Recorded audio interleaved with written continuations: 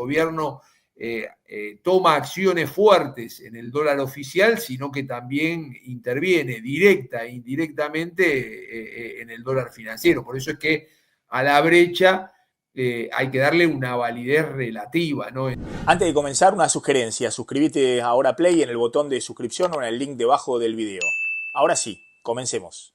Una cosa es lo que está pasando en Brasil, otra, el fortalecimiento del dólar, otra, que es la misma cara de la moneda, la caída del precio de la soja. Es decir, andamos con un viento en contra que puede ser delicado para estos meses, para el verano, Carlos.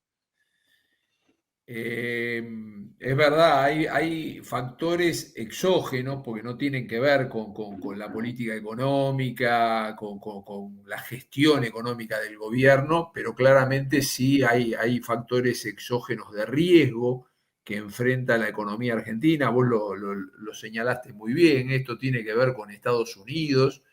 Tiene que ver con las decisiones de política económica que toma Estados Unidos respecto a temas aranceles, respecto a temas trabajo, empleo. Bueno, cómo se puede llegar a dar una contienda económica de magnitud entre Estados Unidos y China, si eso puede dar lugar a devaluaciones competitivas. Lo que está claro es que parecería ser que el ciclo descendente cantado de la tasa de interés en Estados Unidos entró en espera. Y me refiero a lo que se espera en términos de movimientos para todo el año que viene, para todo el 2025. Y ese es un factor de incertidumbre que de algún modo impacta en la tasa de interés, seguramente impacta negativamente en el flujo de capitales hacia mercados emergentes. Ese es un aspecto que a nosotros nos pega. Lo que puede ser un dólar apreciado también impactaría en el precio de los commodities. Es otro factor de riesgo. Y si bien esto le pega a Brasil, también Brasil per se es un riesgo para la Argentina. Digo, en realidad Brasil tiene una situación fiscal bastante delicada. Está con una tasa de interés de política monetaria que es aproximadamente el doble que la inflación que está corriendo en Brasil, y sin embargo el real se está devaluando respecto del dólar. Con lo cual, digo, me parece que lo que tiene que ver con lo internacional, por un lado es Estados Unidos, sus decisiones de política económica, su potencial enfrentamiento con China, lo que eso puede derivar.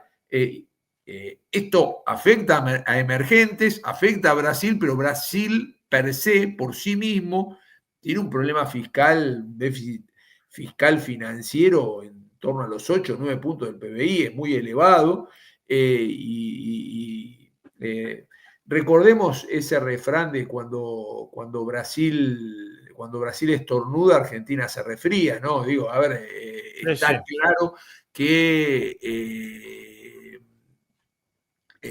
Argentina depende de lo que pasa en Brasil, y vos bien mencionás, Maxi, estos dos factores exógenos, externos, económicos, que le pegan a la Argentina y que de algún modo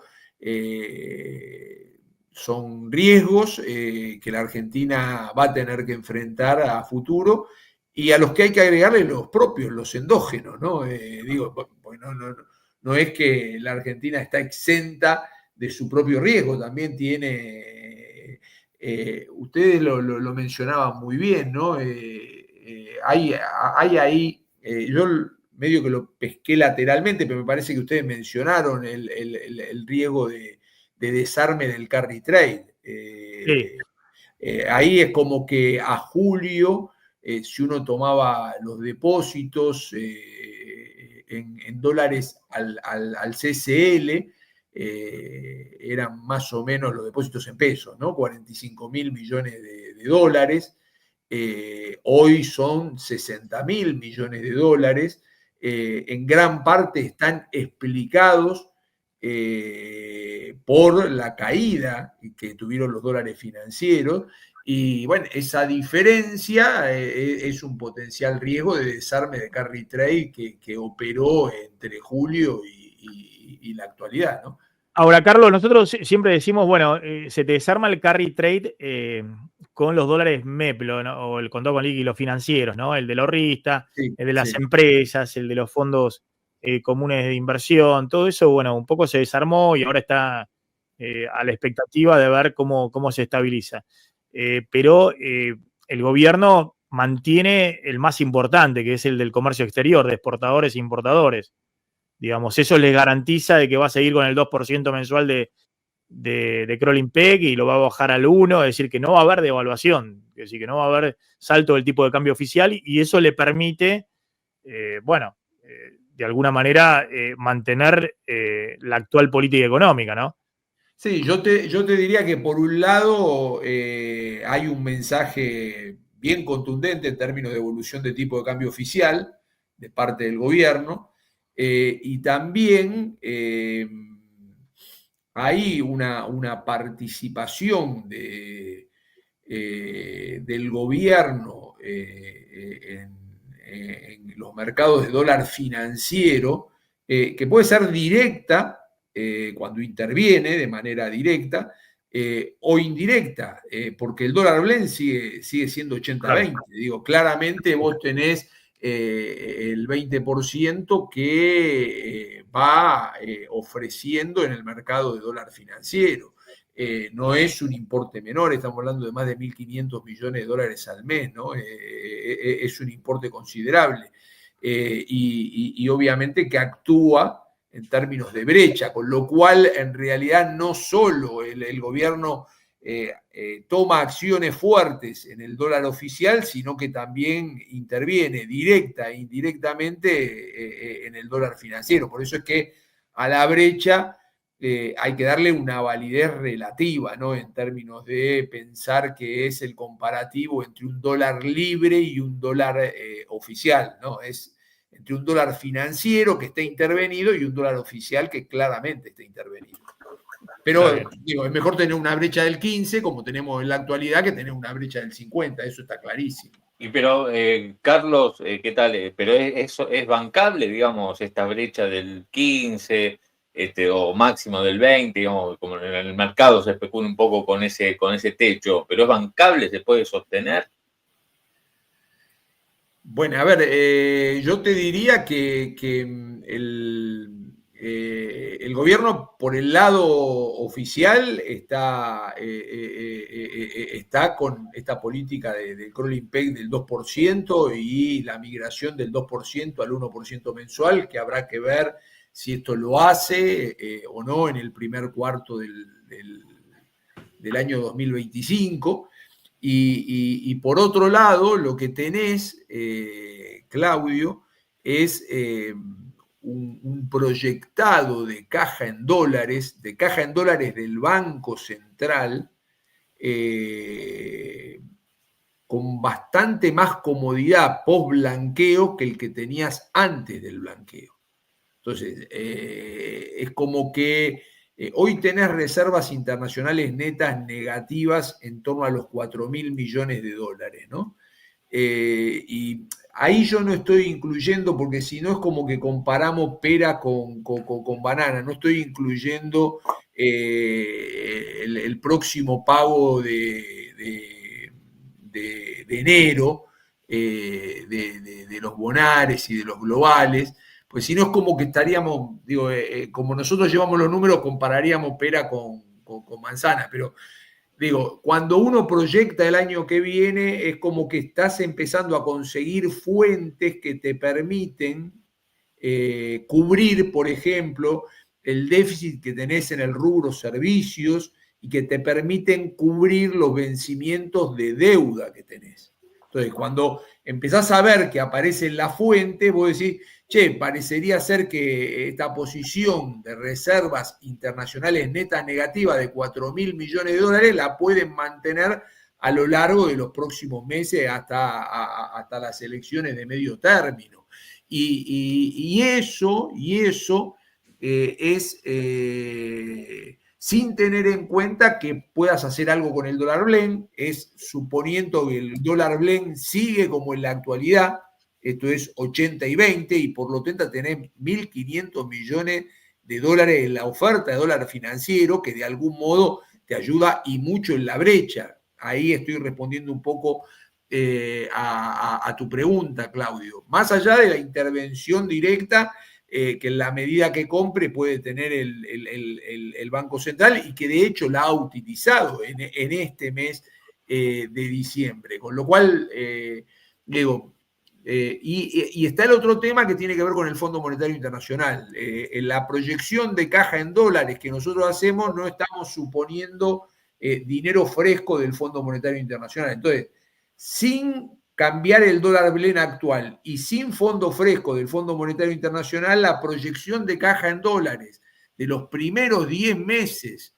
del año 2025 te permite mantener esta situación de reservas internacionales netas negativas en el orden de los 4.000 millones de dólares negativos, que no, a ver, te permitiría tener un año de cara a las elecciones legislativas de medio término, te permitiría tener un año con inflación a la baja, desinflación, con un tipo de cambio real bajo, pero tranquilidad cambiaria, y con una recuperación económica acotada, heterogénea, pero digo, me parece que en ese cóctel, desinflación, tranquilidad cambiaria aún con tipo de cambio real bajo y recuperación económica acotada, me parece que ese cóctel al gobierno le calza muy bien en términos de cuán competitivo va a ser en las próximas elecciones legislativas, ¿no?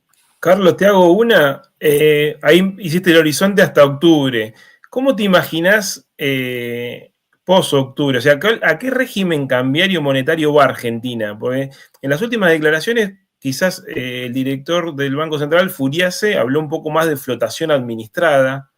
Milei se refirió habló de flotación limpia, creo que quería decir tipo de cambio flotante, ¿no? Pero sin intervención. ¿Qué esquema te imaginas? Porque el gobierno tampoco quiere usar mucho la tasa de interés, ya lo vimos que no es muy partidario del esquema que tenía Sturzenegger allá por 2016-2017. ¿A qué régimen te imaginas que vamos después de, si sale todo esto bien, llegas a octubre y gana la elección o le va bien el gobierno en las elecciones?